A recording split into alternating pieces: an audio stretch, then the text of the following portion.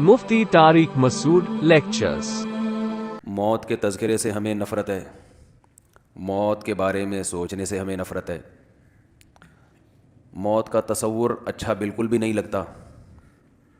آپ کسی محفل میں بیٹھ کے مرنے کی باتیں شروع کر دیں، لوگ بولیں گے کوئی ٹاپک چھیڑو، پہلے کم ٹینشن ہے، ابھی مرنے مورنے کی باتیں کر رہے ہو یار۔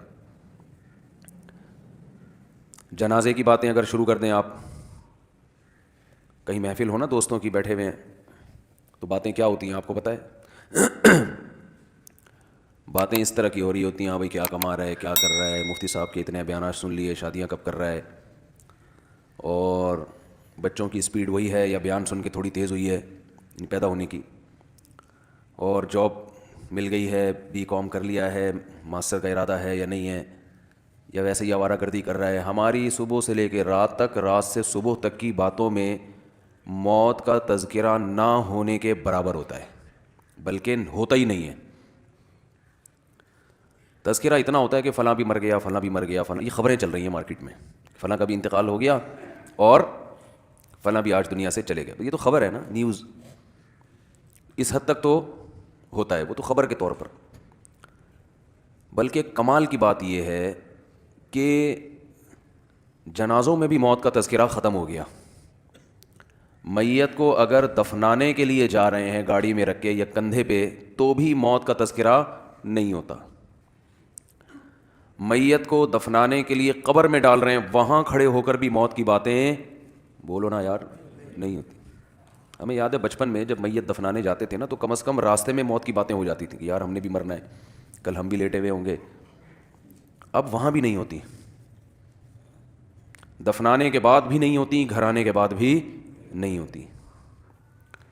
بس یہ کہ یہ ہوتی ہیں کہ کیوں مرے، کووڈ-19 سے مرے، ہارٹ اٹیک سے مرے، کولیسٹرول زیادہ ہو گیا تھا اس لیے مرے، خوراکیں اچھی نہیں ہیں اس لیے مرے، بیٹیوں کی ٹینشن سے مر گئے، وہ مرے۔ اپنے بارے میں بات کر رہا ہوں میں۔ آپ کہیں گے دن بھر تو ہم موت کی باتیں سنتے ہیں، لیکن اپنی موت کے اور سامنے والے کی موت کے تذکرے بولنے پر گورنمنٹ نے پابندی لگائی۔ ابھی تو زندہ ہے نا ماشاء، ابھی مرے تھوڑی ہیں، جب تک زندہ ہیں تو جواب تو دینا بھائی۔ تو ہماری مثال ایسے ہے جیسے میرے ایک بیٹے نے، چھوٹے بچے نے ایک جنازہ دیکھا، اس کو کیا پتہ یہ میت کیا ہوتی ہے، مجھے آ کے کہنے لگا ابو آج میں نے ایک مرے ہوئے انکل دیکھے ہیں۔ مرے ہوئے انکل، اس کا خیال تھا انکلوں کی دو قسمیں، ایک چلتے پھرتے انکل، ایک لیٹے ہوئے انکل، تو یہ بھی انکل ہیں، مر گئے، تو یہ اس طرح بھی کوئی چیز ہوتی ہے۔ تو جیسے بچے کو تھوڑی پتہ ہے کہ یہ کیا ہو گیا، تو ہمارا حساب بھی ایسا ہے، جب کسی کو مرا ہوا ہم دیکھتے ہیں تو ہمارا خیال ہے یہ زندہ انکل ہیں اور یہ مرے ہوئے انکل ہیں، یہ زندہ انٹی ہیں، یہ مری ہوئی انٹی ہیں۔ یہ نہیں پتا کہ یہ مرنے کا مطلب ہے گئے، بحریہ ٹاؤن ہاتھ سے بولو نا کیا ہو گیا۔ میں آپ کے دلوں سے کھرچ کھرچ کے انشاءاللہ بحریہ ٹاؤن نکال کے چھوڑوں گا، بتا دوں میں آپ کو، بہت مسلط ہوا ہے بحریہ ٹاؤن، بحریہ ٹاؤن۔ اور ریاض ملک ہی نام ہے نا، ملک ریاض، سوری، اگر وہ میرے بیان میں آیا تو اس کے دل سے بھی انشاءاللہ بحریہ ٹاؤن کھرچ کھرچ کے نکالیں گے۔ تو مالک ہے، ہم اس کو کہہ رہے ہیں کہ بھائی تم غلط چیزوں سے دل لگا بیٹھے ہو۔ بزنس سے منع نہیں کر رہے ہم، بزنس سے تھوڑی منع کر، وہ تو صحابہ نے کیا ہے، دل نہیں لگانا۔ مٹی کے گھر ہیں، کچی مٹی ہے، گھروندے ہیں، مٹی سے دل بہلانے والے دنیا کے سب سے بڑے بے وقوف ہوتے ہیں۔ تبلیغ والے بڑی پیاری بات کہتے ہیں، کھڑی مٹی اور پڑی مٹی۔ جماعت میں نکلو نا تو کہتے ہیں جب بنگلوں میں جاؤ اور گشت کے لیے تو متاثر نہ ہو مٹی کی، there are two types of مٹیز۔ جب انگریزی میں تبلیغ ہوتی تو پھر یوں بیان ہوگا اس کو، ڈسٹ وہ اس کو کہتے ہیں، وہ گرد و غبار۔ تو there are two types of مٹیز، مٹیز کی کتنی قسمیں ہیں؟ دو، ایک پڑی ہوئی ہوتی ہے، ایک کھڑی ہوئی ہوتی ہے۔ اسی پڑی ہوئی مٹی کو تھوڑا لپائی پتائی کر کے بنا دو تو وہ ورلڈ ٹریڈ سینٹر بن جاتا ہے۔ تو اسی طرح انکل کی بھی دو قسمیں، ہم سب انکل ہیں نا، اپنے سے چھوٹوں کے لیے ہم کیا ہیں؟ انکل ہیں، اور جتنی خواتین ہیں وہ اپنے سے چھوٹوں کے لیے انٹی ہیں۔ معذرت کے ساتھ میں خواتین کو انٹی نہیں کہہ رہا، وہ بیان چینل انسبسکرائب کر دیں گی یہ انٹی کا سن کے۔ آپ انٹی نہیں ہیں، آپ اپنے سے چھوٹیوں کے لیے انٹی ہیں، ویسے آپ انٹی نہیں۔ تو لیکن وہ اپنے سے چھوٹا کسی کو مانیں گی تو بولیں گی نا، مسئلہ یہ، اپنے سے چھوٹا کسی کو مانیں گی تو بولیں گی نا کہ میں، تو کہتے ہیں سب سے چھوٹے تو دنیا میں ہم ہیں۔ اچھا خیر، تو مٹی کی دو قسمیں ہیں, کھڑی مٹی, پڑی مٹی. تھوڑا سا گارا مٹی لگا کے بنا دو تو عمارت بن جاتی ہے. تو اسی طرح انکل اور انٹیوں کی بھی کتنی قسمیں ہیں؟ دو. ایک پڑے انکل اور ایک کھڑے انکل. ایک پڑی انٹی اور ایک کھڑے. ہم سب ابھی کھڑے انکل ہیں, چل پھر رہے ہیں. تھوڑے دنوں میں ہم کیا ہو جائیں گے؟ لیٹ جائیں گے. اعلان ہو جائے گا جی آج فلاں کا انتقال ہو گیا, آج فلاں کا انا للہ ہو گیا. آپ کی دینی خدمات, آپ کی بدماشیاں. کوئی بدماش دنیا سے جاتا ہے تو اس کی برائیاں ہوتی ہیں, مر گیا اچھا ہوا. کوئی اچھا آدمی جاتا ہے تو اس کی خوبیاں بیان ہوتی ہیں, لیکن وہ ہوتا پڑا ہے, وہ اب دوبارہ پولیس سے بھی نہیں اٹھ سکتا. پولیس والے اٹھا دیتے ہیں الحمدللہ. تو بات یہ چل رہی تھی میرے بھائی کہ ہم سارا دن صبح و شام مختلف قسم کے تذکرے کرتے رہتے ہیں, یہ بھی ہے, وہ بھی ہے, یوں بھی ہے, فلانا بھی ہے. ان تذکروں میں موت کا تذکرہ زیرو ہوتا ہے, ذکر ہوتا ہی نہیں ہے موت کا. تو جیسے کبوتر بلی کو دیکھ کے کیا کر رہا ہے؟ آنکھیں بند. تو ہم بھی موت کے تذکرے سے کیا کر رہے ہیں؟ آنکھیں بند. کہیں بیٹھے ہوئے ہو نا, ذرا موت کا تذکرہ کرنے لگیں, یار ایک دن پھٹے پہ ہم بھی لیٹے ہوئے ہوں گے, تو لوگ چپ کرا دیتے ہیں, یار کوئی اچھی باتیں کرو, ویسی ٹینشن میں ہے. حالانکہ ٹینشن ختم کرنے کا اس سے بہتر کوئی ذریعہ ہے نہیں. عجیب بات ہے یار, جس کے تذکرے کو آپ ٹینشن سمجھتے ہو, ٹینشن ختم کرنے کا اس سے بہتر کوئی ذریعہ ہے نہیں. بار بار کرو تاکہ محبت ہی دنیا سے ختم. دیکھو ٹینشن کس بات سے ہوتی ہے؟ آپ کو جب آپ کی پسند کی چیزیں نہ ملیں, اسے ٹینشن ہوتی ہے نا. ارے میرے پاس گاڑی نہیں ہے, فلاں کے پاس تو گاڑی بھی آ گئی. ارے میری تنخواہ اتنی ہے, فلاں کی تو تنخواہ ڈبل ہو گئی. ارے بھائی میری وہاں ہوئی نہیں جہاں میں چاہ رہا تھا, فلاں کی تو اس سے بھی اچھی جگہ پہ ہو گئی. ارے بھائی یہ بیماری ہے, ختم ہی نہیں ہو رہی. ارے بھائی میں موٹا کیوں نہیں ہو رہا. ارے بھائی میں دبلا کیوں نہیں ہو رہا. ارے بھائی میں, یہی پالی ہوئی ہے نا چیزیں ہم نے. ارے وہ لوگ بحریہ ٹاؤن میں 10 پلاٹ خرید کے بیٹھ گئے, ہمارے پاس ایک گز کی جگہ نہیں ہے, کرائے کے مکان پہ, وہ بھی مالک مکان ہر وقت تانے دیتا رہتا ہے. بھائی ٹینشنوں کا بہترین علاج ہے, مر جائیں گے سب, کیا ہو جائے گا؟ بولو نا, ختم. جب مر گئے تو کیا ہے؟ ارے جس کے پاس گاڑی ہے وہ کون سا یہاں رہے گا؟ فرعون کے پاس تو بڑا بہت کچھ تھا. اپنے جو ملک کا وزیر اعظم یا صدر ہوتا ہے اس سے تو آپ آگے نہیں جا سکتے نا. تو اپنے ملک میں دیکھ لو کتنے بڑے بڑے وزیر اعظم آئے, صدور آئے, کتنے بڑے بڑے آفیسر آئے, آ کے کہاں چلے گئے؟ فنا میں, ختم. کسی کا جہاز کریش ہو رہا ہے, کسی کو پھانسی پہ لٹکایا جا رہا ہے, کوئی اپنی موت مر رہا ہے, کوئی یہ ہو رہا ہے, کوئی وہ ہو رہا ہے. نبی صلی اللہ علیہ وسلم نے فرمایا اکثروا من ذکر ہاذم اللذات الموت. فرمایا جو لذتوں کو توڑ دینے والی چیز ہے نا موت, اس کو بہت کثرت سے یاد کیا کرو, اس کا تذکرہ کثرت سے کیا کرو. کیونکہ یہ ساری جو نعمتیں ہیں نا جن کو دیکھ دیکھ کے ہم جلتے کڑتے بھی رہتے ہیں, ڈپریشن میں بھی جاتے ہیں, یہ ساری لذتیں کیا ہونے والی ہیں؟ ختم.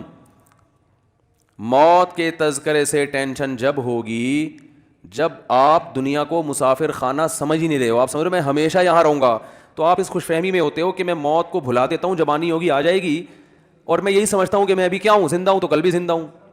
اس سے آپ سمجھتے ہو کہ آپ کو خوشی ملے گی, حالانکہ یہ وقتی خوشی میں ایک بہت بڑا غم لپٹا ہوا آ جاتا ہے آپ کے ساتھ.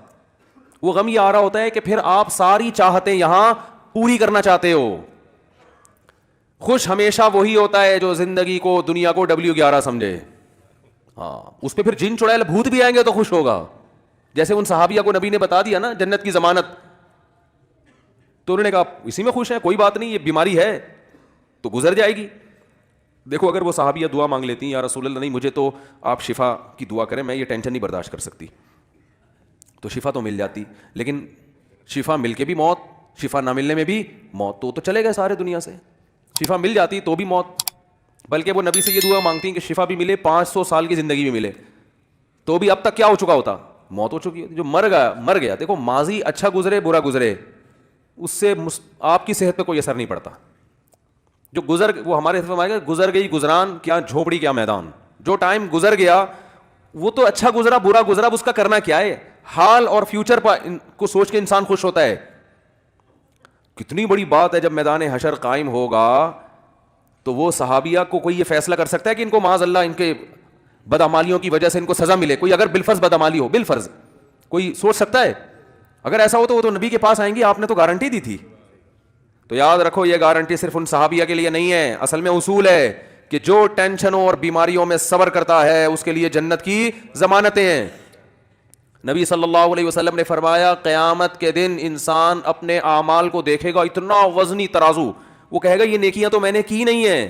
تو اللہ فرمائیں گے تجھے دنیا میں جو مشکلات پہنچی اور تو نے صبر کیا, وہ سارا صبر اللہ نے نیکیاں بنا کے تیرے ترازو میں رکھ دیا. اور حدیث میں آتا ہے کہ صبر سے بڑھ کر, حدیث کا مفہوم ہے, کسی عمل کا وزن نہیں ہے.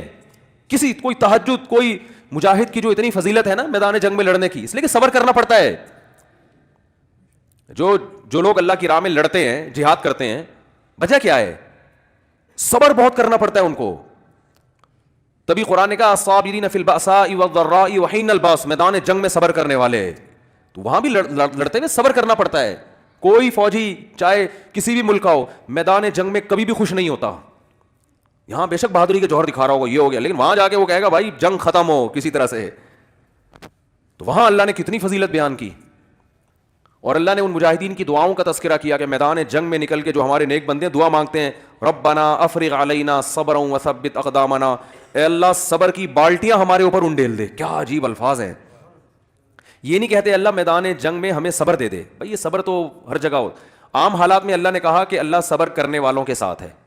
جو عام پریشانی ہے, کسی کا ایکسیڈنٹ ہو گیا, یہ ہو گیا, تو وہاں حدیث میں آتے ہیں اللہ سے صبر مانگو. من یتصبر, جو اللہ سے صبر مانگتا ہے, یصبرہ اللہ, اللہ اس کو صبر کی توفیق دیتے ہیں. وہاں یہ الفاظ ہیں, ہلکے الفاظ ہیں.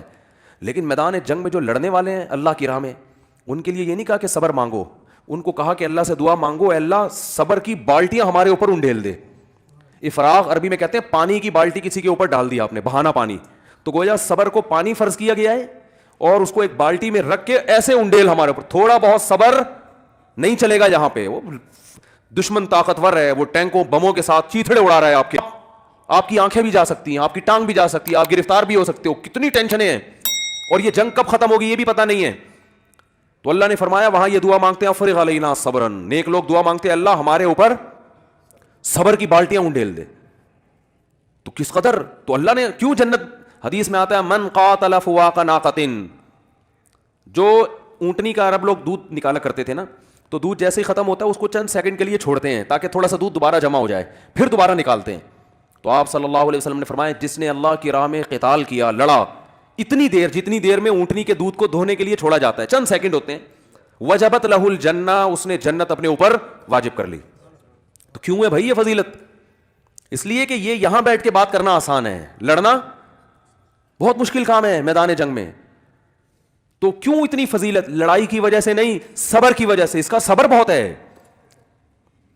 تو میرے بھائی چاہے مصیبتوں میں صبر ہو, بیماریوں میں ہو, جن چڑیل بھوت آ گئے, کوئی بھی ٹینشن ہے نا, تو اس میں آپ صبر کو ہلکا نہ سمجھیں. اور یعقوب علیہ السلام کی دعا یاد کر لیں, جب بیٹا گم ہو گیا تھا نا, لوگ کہہ رہے تھے کہ آپ تو مایوس کیوں نہیں ہوتے, آپ یہ کیوں نہیں اور یوں کیوں نہیں, تو کیا فرمایا اعلم من اللہ ما لا تعلمون, میں اللہ کے بارے میں وہ کچھ جانتا ہوں جو تم نہیں جانتے.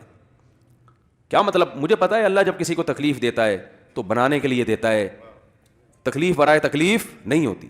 تو مسلمان کے لیے حدیث میں آتا ہے کہ نبی صلی اللہ علیہ وسلم نے فرمایا مسلمان کو جب تکلیف پہنچتی ہے اس کے درجات بلند, وہ تکلیف اس کو بنانے کے لیے. اور منافق کو جب تکلیف پہنچتی ہے تو تکلیف برائے تکلیف ہوتی ہے. وہ حدیث کا مفہوم ہے, پورے الفاظ انشاءاللہ میں سناؤں گا کسی وقت. تو اس لیے میرے بھائی اللہ سے عافیت مانگیں, ہم تکلیفوں کے اہل نہیں ہیں, ہم تو نالائق لوگ ہیں, بے صبرے لوگ ہیں. ایک صحابی نے جب نبی سے یہ بیان سنا نا صبر پہ, کیسا صحابی کا جذبہ, اللہ سے مصیبتیں مانگنے لگے, دعا مانگ رہے ہیں اللہ مجھے مصیبتیں دے تاکہ میں صبر کروں. یہ صحابی کا ایمان تھا کہ مجھے دنیا میں اللہ خوشی چاہیے ہی نہیں, لیکن نبی نے ان کو منع کیا کہ یہ عبدیت کے خلاف ہے, غلامی کے خلاف ہے. غلام ہمیشہ اللہ سے کیا مانگتا ہے؟ غلام کا کام ہے بھائی وہ عافیت مانگے. جیسے غلام اپنے مولا سے کہے مجھے نہیں پیسے چاہیے, تو مولا کو غصہ آئے گا, بھائی میں بڑا ہوں تو چھوٹا ہے, تو میں تو باپ اپنے بیٹے کو کچھ کھلا رہا ہے, بیٹا کہ ابا میں کسی کا محتاج نہیں, مجھے نہیں چاہیے, تو باپ کو غصہ آئے گا نا کہ ابھی تو کسی اور کے سامنے یہ بات کر, میں تیرا باپ ہوں. تو اس لیے اللہ کو بھی اللہ چاہتے ہیں کہ بندے مجھ سے خوشیاں مانگے, غم نہ مانگے. غلامی کا تقاضا یہی ہے. تو اللہ سے خوشی مانگو, اے اللہ ہم بے صبرے لوگ ہیں, اے اللہ ہم سے مصیبتیں برداشت نہیں ہوتی, ہم نالائق ہیں. تو اللہ سے عافیت مانگے, اے اللہ ہمیں شکر کی نعمت سے ہی نواز دے, بس تو ہمیں نعمتیں دے اور شکر کی توفیق دے, اسی سے ہمارے گناہ معاف کر دے, اسی سے ہمارے درجات بلند کر دے, مصیبت نہ مانگی جائے. تو کسی خاتون کا فون آیا, کل کی بات ہے, امریکہ سے, کینیڈا سے یا امریکہ سے, کوئی حرج نہیں ہے, ان کی طرف سے پابندی نہیں ہے کہ واقعہ نہ سنائیں آپ.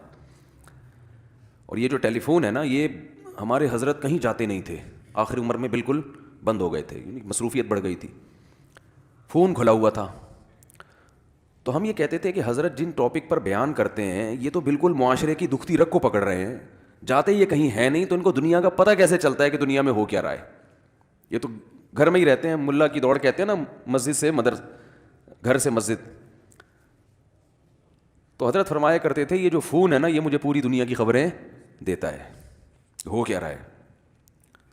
تو ہمیں بھی ٹیلی فون جو ہے نا بتاتا ہے گھروں میں ہو کیا رہا ہے. تو گھر میں کسی کی, ان کے گھر میں کوئی جن چڑیل بھوت, ان کے گھر میں کیا تھے؟ جن چڑیل بھوت, اس پہ آ رہا ہے, اس پہ آ رہا ہے, فلانے پہ آ رہا ہے, ڈمکانے پہ آ رہا ہے. تو میں نے بتایا کہ بھائی وہ یہ آیت الکرسی پڑھیں, یہ پڑھیں, انہوں نے نہیں فائدہ ہو رہا, یہ ہو گیا, وہ ہو گیا, بڑے مسائل ہیں. میں نے کہا مجھے ایک بات بتاؤ, آپ کے کسی ریلیٹیو کا کسی عامل سے تعلق تو نہیں ہے؟ کسی جن چڑیل بھوت بھگانے والے سے تعلق تو نہیں ہے؟ انہوں نے کہا اصل میں ایک کی طبیعت جب خراب ہوئی نا تو ہم پھر کسی کے پاس چلے گئے جو جن چڑیل بھوت بھگانے کا کام کرتے ہیں. میں نے کہا بس یہ آپ کی ہو گئی غلطی. اب نسلیں یاد رکھیں گی, اللہ ان کو شفا دے. اب آپ کے پورے خاندان ساری زندگی جن چڑیل بھوت سے ہی نمٹتا رہے گا, اور میں نام لینے میں بھی عار محسوس نہیں کروں گا, کیونکہ جب تک کلیئر بات نہ کی جائے لوگ سمجھتے نہیں ہیں. لوگ کہتے ہیں مفتی صاحب فراڈی عاملوں کے خلاف بیان کر رہے ہیں. ہرگز ایسا نہیں ہے, میں صحیح عاملوں کے خلاف بیان کر رہا ہوں, یہ فراڈی ہیں. رقیہ کے میں خلاف نہیں ہوں, اگر کوئی بزرگ رقیہ کر رہے ہیں, دم درود کر رہے ہیں, وہ تو صحابہ تابعین سے میں بھی کرتا ہوں, وہ تو سب کرتے آئے ہیں. جو اس میں پروفیشنل ہے نا, جو کہتا ہے مجھے یہ کام آتا ہے, وہ جھوٹ بول رہا ہے, وہ الو بنا رہا ہے آپ کو. اور علماء بیچاروں کو پتہ نہیں ہے, ان کو خود نہیں اس فیلڈ کا پتہ. وہ کہتے ہیں شاید کوئی پڑھا لکھا ہو, وہ کچھ بھی نہیں پڑھا لکھا, یہ کوئی سلیبس ہے ہی نہیں, آج تک کوئی وجود میں ہی نہیں آیا. وہ جن چڑیل بھوت بھگانے کا کیا ہے, کیا کرائٹیریا کیا ہے, اس کو کیا آتا ہے؟ تو کہتے ہیں کوئی سلیبس نہیں ہوتا, تجربہ ہوتا ہے. تو تجربہ ہی لکھ دو اپنی کتابوں میں, اسی کو ہم نصاب بنا کے یونیورسٹیوں میں پڑھانا شروع کر دیں گے. جس بڑے سے بڑے عامل کے پاس جاؤ نا, اس سے پوچھو انٹرویو تو کیا کرتا, کیا ہوتا کیسے, اس کو خود کچھ بھی نہیں پتا ہوتا. مفتی ہوں اور مجھے پتا ہے اس میں میری مخالفت کتنی ہوگی, یہ بھی علماء کی طرف سے ہوگی. میں علماء جن کو میں اہل حق سمجھتا ہوں ان کی مخالفت کی پرواہ کیے بغیر آپ کو اس لیے بتا رہا ہوں, اپنے گھروں کو تباہ ہونے سے بچاؤ. یہ علماء صحیح ہے, اہل حق ہیں, لیکن بیچاروں کو نہیں پتا ان کی چالاکیاں, وہ بھی بیچارے بیوقوف بن جاتے ہیں. دیکھو نیک آدمی کو بیوقوف بنانا آسان ہوتا ہے. یہ علماء بھی ان عاملوں کے چہروں کے نور دیکھ کر اور ان کی ٹوپی ڈرامے دیکھ کر کہتے ہیں شاید کچھ آتا ہو. علماء فراڈی نہیں ہوتے, لیکن فراڈی آدمی علم کا لیبل لگا لیتا ہے, استعمال کرتا ہے, جس سے علماء بھی بیوقوف بن جاتے ہیں. میں نے بڑے بڑے بزرگوں کو ان عاملوں کے ہاتھوں بیوقوف بنتے دیکھا ہے. اگر آپ فتنے کا خوف نہ ہوتا, میں ان بڑے بڑے بزرگوں کے نام لے کے بتاتا کہ فلاں بزرگ کو کس نے الو بنایا, فلاں بڑے سے اتنے بڑے مفتی بزرگ کو کس نے الو بنایا, اور اب تک بنا رہا ہے. نہیں آ رہی میرا خیال ہے بات. آپ کہیں گے آپ کا علم زیادہ ہے, ان علماء کو نہیں پتا. ہمارا علم کچھ بھی نہیں ہے قرآن و سنت میں, ان علماء کے مقابلے میں. یہ قرآن و سنت کے حامل ہیں. ان کی عاملوں کی جو 1.5 ہوشیاریاں ہیں نا, اس کا قرآن و سنت سے تعلق نہیں ہے, اس کا تجربے سے تعلق ہے. آپ دماغ کتنا استعمال کر رہے ہیں, اس کی اپنی اوقات تو جا کے دیکھو اس عامل کی, کم وقت کی. تو میں نے اس خاتون سے کہا, وہ کہہ رہے وہ تو دارالعلوم کرنگی کے. میں نے کہا جامع رشید کے تو کچھ طلبہ جو عامل بن رہے تھے ہم نے خود نکالے ہیں مدرسے سے, اور کچھ بن چکے ہیں ہمارے. اب کل میرا شاگرد بولے کسی کا جن بھگانے کے لیے کہ میں مفتی طارق مسعود صاحب سے میں نے فقہ کی فلاں کتاب پڑھی ہے, حدیث کی فلاں کتاب پڑھی ہے, ہدایہ پڑھی ہے, یہ پڑھا ہے, وہ پڑھا ہے.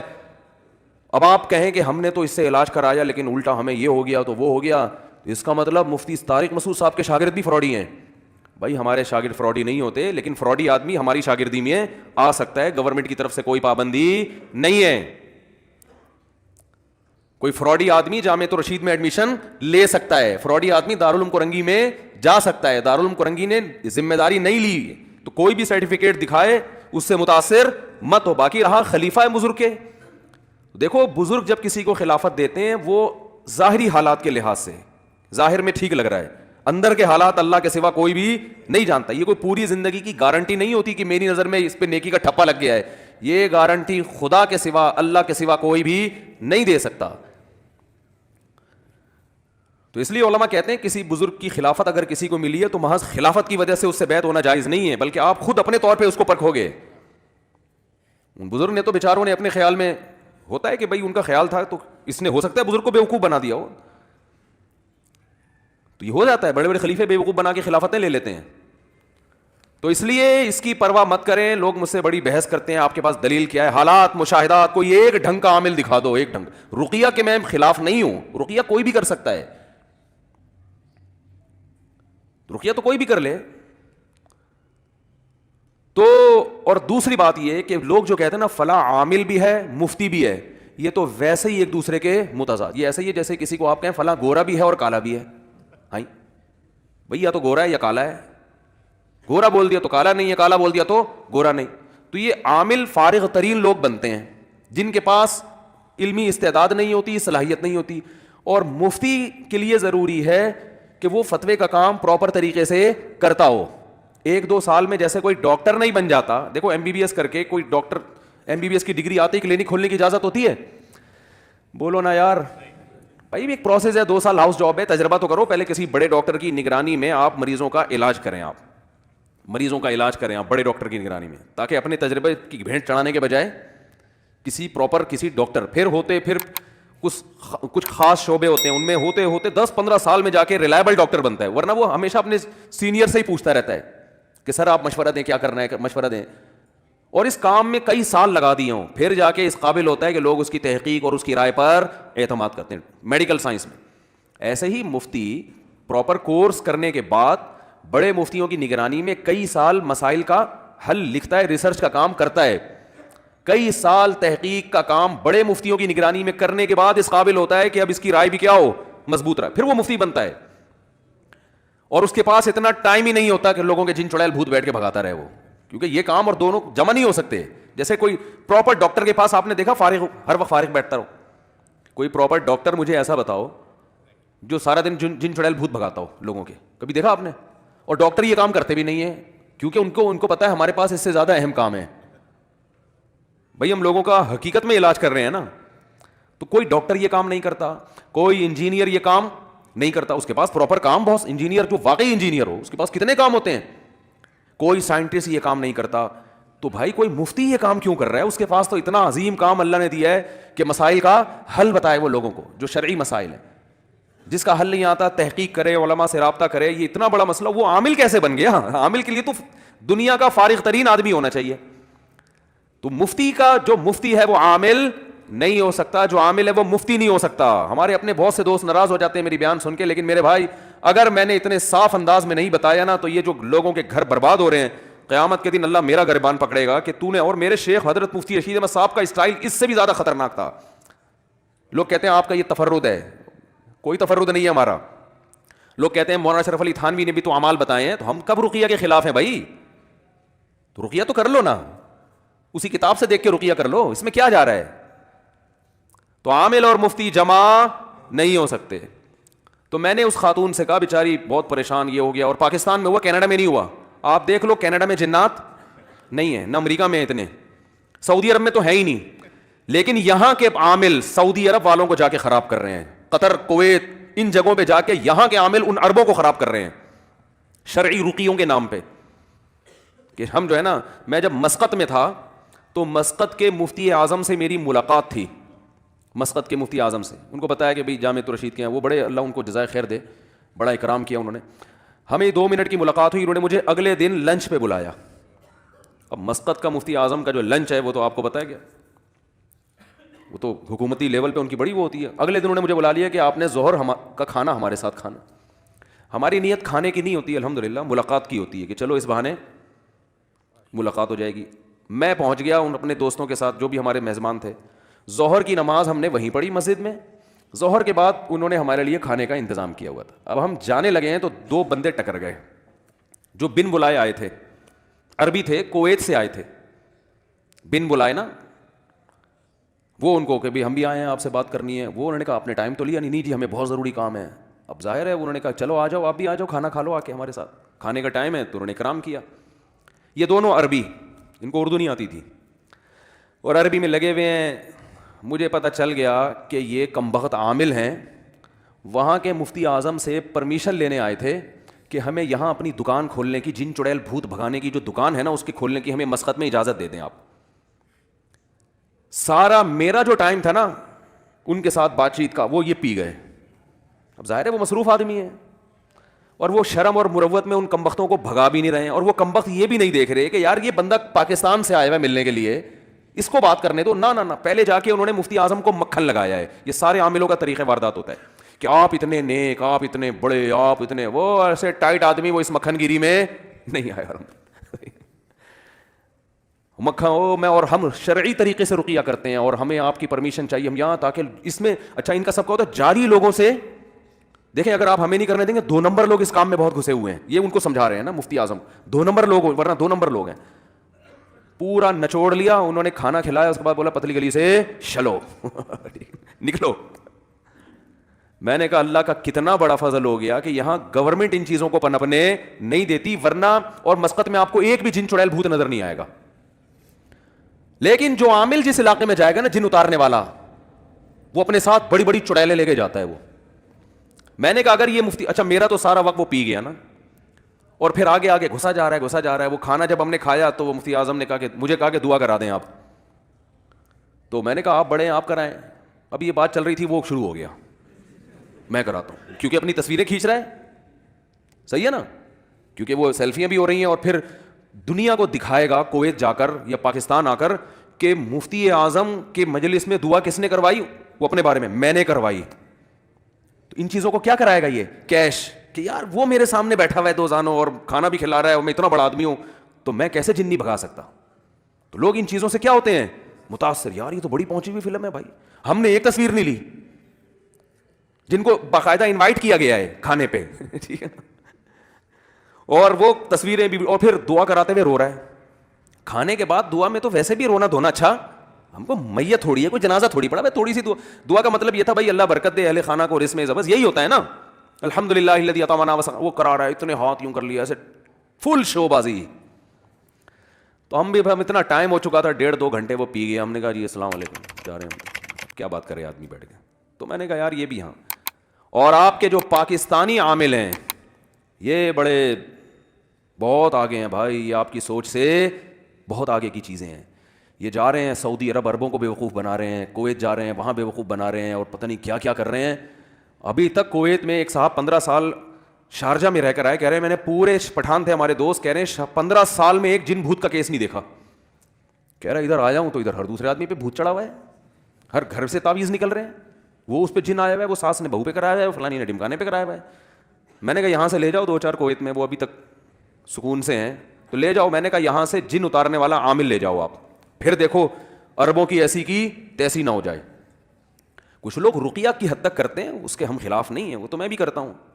اور بعض بزرگوں کے دم میں اللہ نے طاقت زیادہ رکھی ہے, وہ ان کی کرامت ہے, وہ کرتے ہیں تو زیادہ اچھا فائدہ ہو جاتا ہے. یہ تو اس حد تک ہم رقیہ کے خلاف نہیں ہیں. تو میں نے اس خاتون سے کہا, میں نے کہا آپ نے کسی عامل سے تعلق قائم کیا ہوگا, اور یاد رکھو دارالعلوم کورنگی کے جتنے بڑے حضرات ہیں کوئی کسی عامل کی ذمہ داری نہیں لیتا نہ, اور جامعۃ الرشید میں بھی بنوری ٹاؤن میں کوئی کی ذمہ داری نہیں لیتا, ادارے کی سطح پہ کوئی نہیں بولا جو ہے جو خود بھگتو.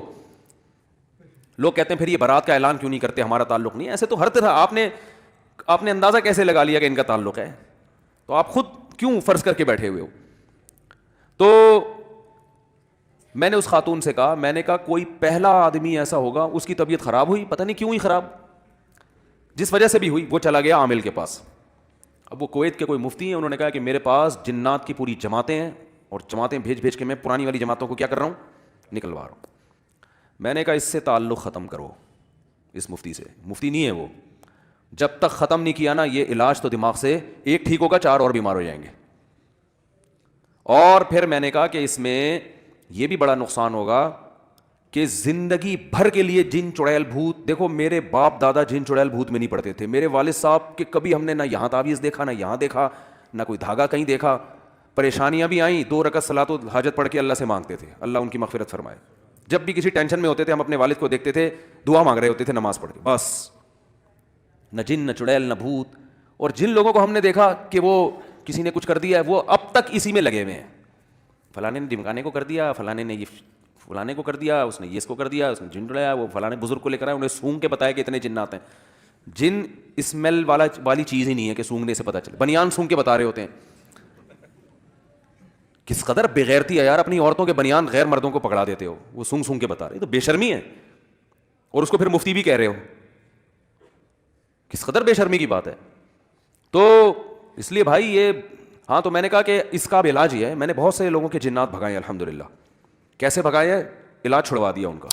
لیکن علاج چھڑوانے کے لیے مضبوط، دیکھو جنات کو مایوس کرنا پڑتا ہے، یاد رکھو. کیونکہ اب جس عامل سے تعلق ہو گیا نا عقیدت، جب تک اس کی عقیدت کھرچ کھرچ کے دلوں سے نہیں نکلے گی تو اس وقت تک جنات نہیں بھاگیں گے گھر سے. اور دل سے نکالنے کے لیے میں نے کہا کہ اس عامل کو فون کر کے معین اختر کا پروگرام سنیں، بلب کے رشتہ داروں کو گالیوں والا. میں تو اب گالیاں نہیں سکھاؤں گا نا یہ والی. میں نے کہا تھوڑی دیر کے لیے گالیاں حلال ہونے کا فتویٰ میں دے رہا ہوں. ویسے گالیاں دینا جائز نہیں ہے، تھوڑی دیر کے لیے، کیونکہ علاج کے لیے نا. علاج میں تو چرس بھی بعض دفعہ پینا جائز ہو جاتی ہے. اگر کوئی مر رہا ہے کہ بھائی وہ مر جائے گا تو ڈاکٹر کہتے ہیں بھائی اب زہر کا انجیکشن بھی لگانا پڑتا ہے، بعض دفعہ چرس بھی پلانی پڑتی ہے. جراثیم مارنے کے لیے زہر کی بات کر رہا ہوں، ایسا نہ کوئی بندہ ہی مار دیں آپ. ٹھیک ہے. تو میں نے کہا کہ اس عامل کی جو عقیدت میں آپ مبتلا ہو گئے ہیں نا، کیونکہ ان کو یہ ڈر ہوتا ہے اگر ہم نے ان کو برا بلا کہا تو یہ محترم جن چڑیلوں کی 6 جماعتیں اور نہ بھیج دیں کہیں. تو یہ جب تک ڈر ہوگا نا علاج نہیں ہوگا. اس کا طریقہ یہ ہے کہ اس کو فون کر کے کہا جائے کہ الو کے پٹھے تیرے باپ میں دم ہے نا، باپ کی جگہ کچھ بھی لگا دیں آپ، دم ہے نا تو جتنی چڑیلیں تیرے پاس ہے ابھی بھیج دے. تو تیرے میں دم آج دیکھیں تو صحیح ہے کتنا. جب تک اتنا کانفیڈنس نہیں ہوگا جنات آپ پر کیونکہ جن تو جاتے ہیں ایسے لوگوں کے پاس، جنات کو پتہ ہے کہ یہاں ہمیں ہماری دکان چلے گی ٹائٹ والی، ہمارے پاس کیوں نہیں آتے؟ الحمدللہ میں تو عاملوں کو چیلنج کرتا ہوں، یار جتنے عامل ہیں کوئی ایک چڑیل تو بھیجو یار. ہم تو تمہارے خلاف صبح شام تقریریں کر رہے ہیں، کوئی تو بھیجو. کوئی تو چڑیل آئے، کوئی تو جن آئے، ہمیں بھی تو آئے نا جو تمہارے پاس پوری فوجیں تیار ہیں. تو یہ عامل کچھ بھی نہیں کر سکتے. یہ پتہ ہے کیا کہتے ہیں؟ اس نے حصار کھینچے ہوئے ہیں. رفیع بھائی آپ تو ہمارے ساتھ سارا دن رہتے ہیں، کبھی دیکھا ہمیں کوئی حصار پر؟ ہم تو اتنے مصروف آدمی ہیں بھائی، فرض نماز ادا کرتے ہیں، اللہ کا شکر ادا کرتے ہیں، اللہ تو نے تکبیر اولا سے جماعت میں لاتی ہم کو. حصاروں کا ہمارے پاس ٹائم ہی نہیں ہے. مجھے ایک صاحب نے کہا آپ خانقاہ کھول کے بیٹھیں.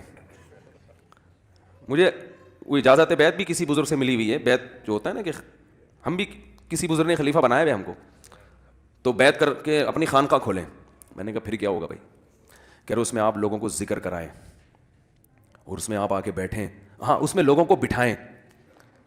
میں نے کہا مجھے کون بٹھائے گا؟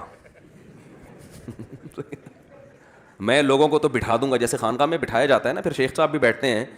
میں نے کہا لوگوں کو میں لاکھوں کروڑوں لوگوں کو بٹھا سکتا ہوں، لیکن یہ کروڑوں مل کے مجھے بٹھا دیں. خدا نے ایسا بچہ اب تک، یعنی کسی ماں نے ایسا بچہ اب تک جنا نہیں ہے جو مجھے بٹھا دے. اور میرے تو گھر والے پریشان ہیں، میں بیٹھتا نہیں ہوں ٹک کے. ادھر سے گھر سے آیا، اس دوسرے کمرے سے نکلا، واش روم سے ٹن مارا، ادھر آئے دوسرے کمرے سے گئے، یوں نکل گئے، پھر دوسرے گھر میں دیکھا چائے پی، وہاں سے نکلے، ادھر سے ٹن مارا، تیسرے گھر کی خبر گیری کی، وہاں سے ٹن مارا، آلو پیاز لینے چلے گئے، ادھر سے ٹن مارا، بیان میں جا رہے ہیں، ادھر دعوت میں جا رہے ہیں، ادھر جو ہے نا وہ اور کچھ مسئلہ ہے وہ وہاں جا رہے ہیں، پھر مدرسے پہ کال آئی ہوئی ہے وہاں جا رہے ہیں، پھر وہ طلبہ کو پڑھانا ہے وہاں جا رہے ہیں، پھر کوئی ایک مسئلہ آیا ہوا ہے اس کو حل کرنا ہے، پھر وہ ریکارڈنگ کرانی ہے، تفسیر کی ریکارڈنگ رہ گئی، اس کے فون آنے شروع ہو جاتے ہیں یہ ان کے فات کے. بھائی مفتی صاحب تفسیر کی ریکارڈنگ کرا دو، اللہ کا واسطہ لوگ انتظار میں. پھر ادھر پہ سب مسائل جمع ہوئے ہیں، وہ ریکارڈنگ کرا دو. تو میں نے کہا ہمیں تو پولیس بھی نہیں بٹھا سکتی، تو ہم حصار کہاں سے بیٹھ کے کھینچیں گے بھائی. اور پھر بھی جب رات کو سونے کے لیے لیٹتا ہوں تو پتہ چلتا ہے 10-20 کام ابھی بھی رہ گئے، 10-20 کام ابھی بھی رہ گئے. تو اچھا اب عاملوں نے ایک کام میرے خلاف شروع کیا، فحش الزامات لگانا. یہ ان کا آخری حربہ ہوتا ہے کہ ایک آدمی کی جو شخصیت ہے نا اس کو مجروح کرو. میں بہت دنوں سے بولا نہیں عاملوں کے خلاف، اب دوبارہ کچھ دن پہلے انہوں نے لڑکیوں کی تصویریں میرے ساتھ لگائی ہیں کہ اس لڑکی نے کہا میں مفتی صاحب سے ملاقات کے لیے آئی تھی، مفتی صاحب نے مجھے پٹایا، مجھے شادی کی آفر کی اور پھر میں چلی گئی اور میں نہیں. یہ سب بکواسات ہیں، کیونکہ اب میں نے دوبارہ بولنا شروع کیا نا پھر اس طرح کی تصویریں آنا شروع ہو جائیں گی. اس کا بہترین طریقہ یہ ہے کہ آپ نے تجربہ کرنا ہے، کسی لڑکی کو بھیج دیں، مفتی صاحب سے مسئلہ پوچھ کے آؤ، پٹنے کی کوشش کرو پوری. صحیح ہے نا؟ یہ تو بہترین آزمائش ہے نا. کیوں آپ فیس بک اور واٹس ایپ کی باتوں پہ جاتے ہو بھائی؟ اگر مفتی صاحب اللہ نہ کرے 2 نمبر آدمی ہیں تو پھر تو کوئی بھی آئے گی اس کو پٹائیں گے نا. تو آپ تجربہ کر لو بھائی، اس عامل سے کہو اگر تو نے یہ کہا ہے کہ ہم کوئی ارینج کرتے ہیں اس کو پٹنے کے لیے بھیجتے ہیں. اللہ کا شکر ہے ہم کوئی بہت نیک آدمی نہیں ہے، کوئی تعریف نہیں کر رہا، لیکن یہ پٹانے وٹانے والے کام الحمدللہ اللہ نے بچا کے رکھا ہوا ہے. کوئی بڑی بات نہیں کر رہے ہم، اللہ نے بچایا ان پٹانوں سے. یہ کسی کو پٹا دیا اور یہ کر دیا. باقی جس نے شادیاں کرنی ہوتی ہیں وہ پٹانا، وہ تو ڈائریکٹ شادی کی آفر کرتا ہے. اب آپ کہو اچھا ہم کسی کو بھی بھیج دیں آفر کر دو گے؟ ایسا بھی نہیں ہے. ایسا بھی نہیں ہے کہ کوئی بڑھ کے آ جائے آفر کر دے. اور اگر کر بھی دی ہے تو آپ کو کیا تکلیف ہو رہی ہے بھائی؟ اول تو ہم ایسے آفر نہیں کرتے، لیکن اگر فرض کرو کر دی ہے آفر، تو آفر کرنے کے بعد ہی شادی ہوتی ہے نا، بغیر آفر کے تھوڑی ہوتی ہے. آپ لوگ کی جتنی شادیاں ہوئی ہیں بغیر آفر کے ہوئی بھی ہیں. دیکھو فرشتوں نے آ کے آپس میں نکاح پڑھا کے چلے گئے تھے. پہلے پیغام بھیجا جاتا ہے, بھائی بھیج دیا, قبول کرنا ہے کرو, نہیں کرنا نہیں کرو, اس میں کیا ہے, یہ تو ویسے ہی جائز ہے. تو یہ فحش باتوں پہ آتے ہیں, فحش الزامات, کیونکہ ان کا تو دین ایمان ہے نہیں, یہ کچھ بھی لگا سکتے ہیں. تو اس لیے یہ بڑی ہمت کر کے میں ان سے دشمنی مولتا ہوں, اس کو آپ ہلکا نہ سمجھیں. پھر یہ ہر جگہ بیٹھ کے نجی محفلوں میں بدنام کرنے کی کوشش کرتے ہیں, کیونکہ ان کے پاس دلائل کی دنیا میں کوئی جواب ہے نہیں. اتنی بڑی دلیل ہے یار, بھیجو نا, چار سے جن یہاں مسجد الفلاحیہ میں بھیجو. اچھا ان میں سارے فراڈی نہیں ہوتے, یہ بتا دوں میں. کچھ کا دماغی توازن خراب ہوتا ہے, وہ یہ سمجھتے ہیں کہ ہم بہت نیک ہیں اور ہمیں آتا ہے, لیکن وہ اپنا اندر سے فالٹ کی وجہ سے سمجھ رہے ہوتے نیک ہیں. یہ میں بتا دوں, یہ جو میں نے کہا نا سارے فراڈی ہوتے ہیں, اس میں فراڈی کا مطلب ظاہری لحاظ سے فراڈی, اندر سے فراڈی باز نہیں ہوتے, واقعی نیک ہوتے ہیں, لیکن وہ یہ سمجھ رہے ہوتے ہیں کہ یہ جن چڑیل بھوت ہے, حالانکہ وہ اپنا دماغی تخیل ہوتا ہے, کیونکہ وہ عملیات کر کے اوپر سے کھوپڑی کی سیٹنگ آؤٹ ہو جاتی ہے. کیونکہ میں ان عاملوں میں نیک لوگوں سے بھی ملا ہوں, مجھے اندازہ ہو گیا تھا کہ یار یہ آدمی 2 نمبر نہیں ہے, لیکن یہ بیچارہ چلے ولے کر آ کے نا اوپر کی سیٹنگ کیا ہو گئی ہے اس کی آؤٹ, تو اس کو ایسے لگ رہا ہے تو اس کی سیٹنگ آؤٹ ہوئی ہے. بھائی آپ کی سیٹنگ تھوڑی آؤٹ ہوئی ہے, آپ تو ٹھیک ٹھاک ہو. جو بھی اب نارملٹی والی باتیں کریں نا, جیسے آپ گئے کسی عامل کے پاس, وہ واقعی نیک ہے, کہہ رہے اتنے حصار ہوتے ہیں, اتنے حمزاد ہوتے ہیں, اتنے موکل ہوتے ہیں, اور واقعی نیک بھی ہو, تو سمجھ لو کہ اس کی اوپر کی سیٹنگ کیا ہو گئی ہے, بولو نا آؤٹ. کیونکہ بغیر دلیل کے باتیں کر رہا ہے. دلیل یا تو نقلی ہوتی ہے یا عقلی. عقلی کہتے ہیں جو سائنس سے ثابت ہو, سائنس سے تو موکل شوکل کچھ بھی ثابت نہیں ہے. یا نقل قرآن و سنت کو کہتے ہیں. تو یہ عامل لوگ کہتے ہیں بھائی قرآن و سنت سے, لیکن مشاہدہ تو ہے نا, تو مشاہدہ بھی تو تم جیسے پاگلوں کا ہے نا, پبلک کا تھوڑی مشاہدہ ہے. تم نے تو خود چلے ولے کر کے اور موکل توکل کو پہلے دماغ میں بٹھایا, تو تمہیں موکل بھی نظر آ رہے ہیں, تمہیں حمزات بھی نظر آ رہے ہیں, تمہیں یہ بھی نظر آ رہا ہے, اور کچھ بھی نہیں ہوتا موکل شوکل. ذہن میں رکھیں آپ, بس ٹوٹل یہی ہیں. جتنے آپ نظر آ رہے ہیں نا, آپ کے ساتھ کوئی موکل نہیں ہے. ٹوٹل آپ جتنے نظر آ رہے ہیں ٹوٹل اتنے ہی ہیں آپ, سمجھ رہے ہو نا, کمپلیٹ. ہاں ایک شیطان ہے, حدیث میں آتا ہے, جو ہر بچے کے ساتھ لگا ہوا ہوتا ہے, وہ برائی کی طرف رغبت دلاتا رہتا ہے, بس وہ تو ہے, وہ تو سب کے ساتھ ہے. اور ایک فرشتہ جو ہے وہ اچھائی کی طرف رغبت دلاتا ہے.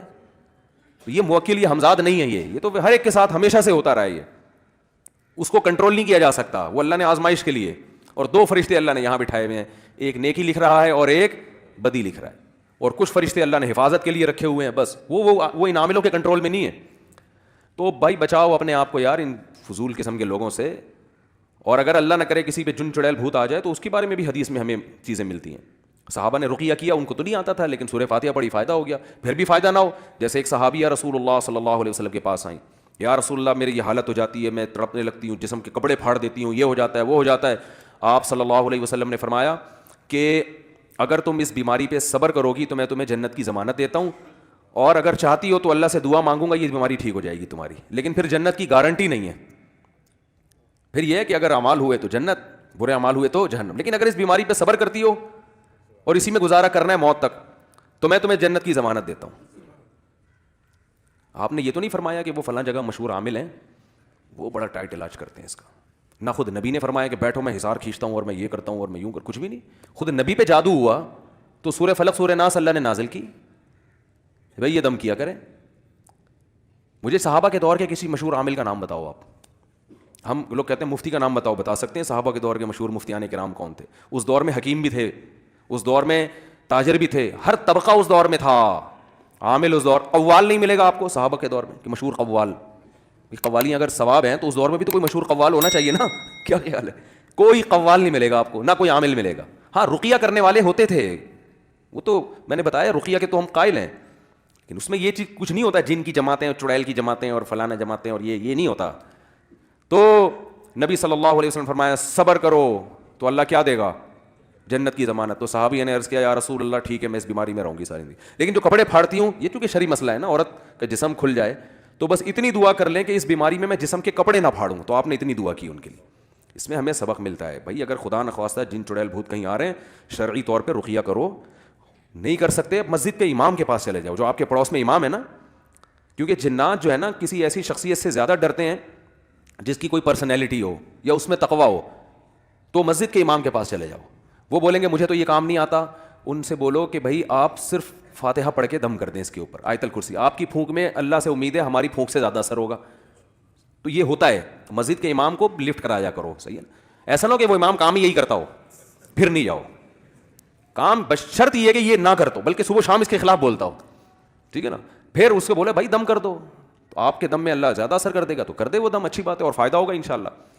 اور کچھ نہیں، خود وضو کرو، دم کرو، آیت الکرسی پڑھو، پانی پہ رکھ کے چھینٹے مارا کرو. جنات پانی سے بھی ڈرتے ہیں اور آیت الکرسی اور قرآن سے تو ویسے ہی ڈرتے ہیں، تو 2 آتشہ ہو جائے گا، اور چھینٹے مارو گے تو اور فائدہ ہو جائے گا، ٹھیک ہے نا. اس کے بعد بھی فائدہ نہیں ہو رہا تو بس صبر کرو، سارے مسائل کا دنیا میں حل نہیں ہے. اور اس صبر کی برکت سے انشاءاللہ آپ کا مریض بھی ٹھیک ہو جائے گا. میں نے ایسے لوگوں پہ تجربے کیے ہیں، 10 سال سے ان کو جن آ رہا تھا، میں ان کو بولا بھائی صبر کرو، تعویذ سارے نکال کے رکھ دو، کہیں ڈال دو، اور صبر کرو کہ بس اسی بیماری میں اب زندگی گزارنی ہے، مر گئے بچ گئے، ٹھیک ہو گئے وہ الحمدللہ. ایک آدمی کا فون آیا میری بیوی پہ، وہ بھی تھے قطر بحرین میں، میری بیوی پہ جن آتا ہے، یہ ہوتا ہے، یوں ہوتا ہے، ایسا ہوتا ہے، فلانا ہوتا ہے. میں نے کہا بھائی جان اس کا علاج کرنا چھوڑ دو. کہہ رہے نہیں، ایک بڑے مفتی ہیں کراچی کے، اب میری زبان سے نام بھی نکلنے والا تھا، وہ پھر زیادہ ہو جاتی ہے نا. بڑے مفتی ہیں کراچی کے، وہ علاج کر رہے ہیں. میں نے کہا اس علاج کی وجہ سے ہو رہا ہے یہ سب کچھ، چھڑوا دو. کہہ رہے نہیں کیسے، وہ تو مفتی صاحب. میں نے کہا ان کو میرا نام لے کے بولا مفتی صاحب فلاں نے منع کیا ہے، اور بولا کہ وہاں والے جن ادھر پارسل کر دو، ٹھیک ہے نا، ادھر پارسل کر دو. تو وہ خیر نہیں چھوڑنے کے لیے تیار. پھر انہوں نے مجھ سے وعدہ کیا اچھا میں اب اگر طبیعت خراب ہوئی تو میں خود دم کروں گا، کسی سے علاج نہیں کراؤں. رات کو 4 بجے محترم کا فون آیا، بیگم کا تو گلا دب رہا ہے، وہ تو مر رہی ہے، اور میں تو ان مفتی صاحب کو فون کر رہا ہوں. میں نے کہا آپ میں کانفیڈینس نہیں ہے، آپ کرو فون. میں نے کہا میں ہوتا تو میں تو فون کر کے ان مفتی صاحب کو گالیاں سناتا. ایک تو تم اپنے نام کے ساتھ مفتی کیوں لگایا ہوا ہے؟ تم فتوے کا کام تو کرتے نہیں ہو، کرتے ہو تو بتاؤ. ہمارے پاس بہت سے مسائل پڑے ہوئے ہیں، آدھے ہم آپ کے پاس بھیج دیتے ہیں، ان کو ذرا حل کر کے جواب لکھ دو، ہمارا کام کیا ہو جائے گا، آسان ہو جائے گا. نکاح کے مسائل ہیں، وراثت کے مسائل ہیں، کارو بہت سارے پڑے، پلندہ پڑا ہوا ہے یار، چلو بھیج دیتے ہیں. تو مفتی کیوں لگایا ہوا ہے جب یہ کام نہیں کرتے؟ دوسری بات میں نے اس سے کہا کہ میں نے کہا صبر نہیں ہوا، صبر وہ فون کر دیا، ٹھیک ہو گئی بیوی، وقتی طور پہ تو ہو جاتا ہے. انہوں نے پتہ نہیں انتر منتر کلی کلنتر ہو جا منتر چھو پڑا ہے اس تو. پھر دوبارہ طبیعت خراب ہوئی. پھر میں نے کہا کہ میرا ٹائم ضائع نہیں کرنا، آپ کو مجھ پر اعتماد ہے. تو کہہ رہے مر نہ جائے. میں نے کہا نہیں مرے گی. اور میں نے کہا زندگی سے موت بہتر نہیں ہے. اچھا مرنے کے لیے جب تک تیار نہ ہو نا ٹھیک نہیں ہوتا بندہ. جنات کو بول دو مر جائیں گے کوئی مسئلہ نہیں ہے. تو میں نے کہا یار مر جائے گی تو ثواب ملے گا آپ کو، بیوہ ہو جاؤ گے آپ. ٹھیک ہے ٹھیک ہے. میرا مقصد اس کی بیوی کو مارنا نہیں تھا. بالآخر اس نے ہمت کی اور پھر کہا کہ الحمدللہ ٹھیک ہو گئی. اور اس نے بتایا کہ جب سے اس مفتی صاحب سے علاج کرا رہا ہوں نا، میرے ماموں پہ بھی آ رہا ہے، میرے پھپھا پہ بھی آ رہا ہے، کیونکہ سارے خاندان کو ان سے بیعت کرا دی اس نے، سب پہ کچھ نہ کچھ آ رہا ہے. ٹھیک ہو گیا. اچھا بڑا خوش ہوا مجھ سے، آپ نے اتنا میرا خیال کیا. اور پھر مجھے اس نے ہدیہ بھیجا بحرین سے. میں نے تو کوئی نہیں پیسے مانگے، وہ خوش ہو کے اتنا، یہ ہدیہ کا ذکر اس لیے کر رہا ہوں کہ واقعی بڑا متاثر ہو گیا. لیکن یہ عاملوں کی محبت آرام سے نکلتی نہیں ہے. کچھ دن بعد پھر فون آیا، مفتی صاحب وہ تو فراڈی تھے، لیکن ابھی میں نے ایک عامل آیا، اس نے میری گھڑی دیکھے بغیر بتا دی کون سی ہے. یہ بندہ صحیح ہے کیونکہ اس نے میری گھڑی دیکھی نہیں ہے اور گھڑی کا ماڈل بتا دیا. یہ تو بالکل کیا لگ رہا ہے. میں نے کہا یہ بھی فراڈی ہے. کہہ رہے نہیں اس میں نے کہا دفعہ ہو یہاں سے، تمہاری ایسی کی تیسی. ہم نے نمبر ہی بند کر دیا. میں نے کہا فالتو تھوڑی ہے، مجھے تو چاہتا ہے وہ ہدیہ واپس کروں. لے بھائی واپس. تو بات کہاں، اتنا اچھا موضوع چل رہا تھا. تو بھائی یہی ہے کہ اگر خدا نخواستہ گھر میں جن چڑیل بھوت آ رہے ہیں تو بھائی بس خود ہی چھینٹے میٹے مار دیا کرو. آیت الکرسی کا بڑا اثر ہوتا ہے، سورہ فاتحہ کا بڑا اثر ہوتا ہے. اگر ہے تو وہ ان کے پاس جانے کی ضرورت نہیں. کہتے ہیں کہ قرآن میں اثر نہیں ہے. قرآن میں اثر ہے، لیکن یہ کہاں لکھا ہوا ہے کہ تو جو پڑھے گا اس میں تو اثر ہوگا اور مسجد کے امام صاحب پڑھیں گے اس میں اثر نہیں ہوگا. یہ کہاں لکھا ہوا ہے. دوسری بات یہ ہے، ایک اور بات دماغ میں آئی تھی، نکل گئی یہ ٹاپک کر کے، پھر میں اصل کی طرف آتا ہوں جلدی سے. دماغ سے ہی نکل گئی یار، اتنی اہم بات تھی. تو چلو نکل گئی تو نکل گئی. انہوں نے کوئی بدوائیں دے رہے ہوں گے بیٹھ کے.